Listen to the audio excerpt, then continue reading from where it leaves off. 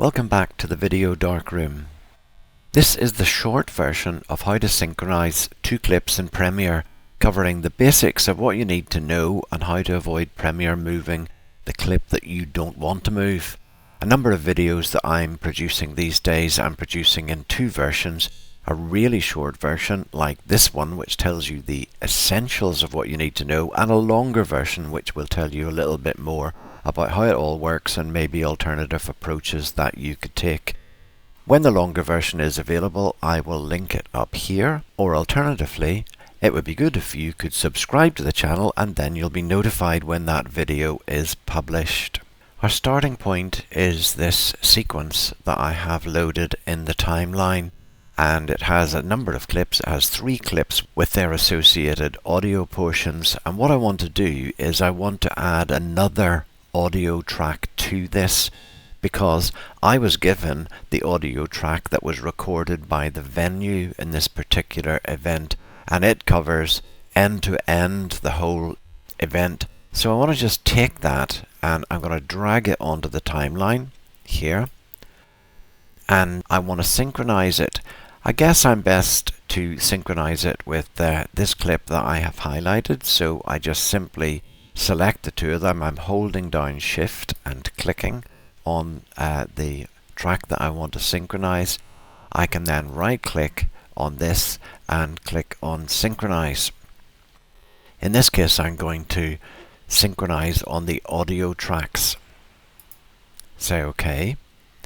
It will process the audio. These are actually very long, 2-hour long clips, so it takes a little bit of time to do it. And then it will have synchronized the 2 clips and put them together. But it has moved the clip that I didn't want to move. So how can we prevent that happening? I'm just going to type Control or Command Z to put this back the way that it was.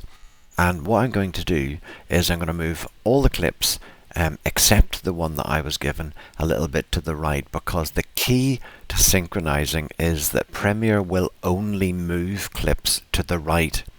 So if you don't want the wrong clip to move, make sure that it's on the very left, and then when you want to synchronize them, it will be the one that will move and not the existing ones. So let's select the same clips that we had before, holding down Shift to make sure that's selected as well, and then click on Synchronize again on the audio track and say OK.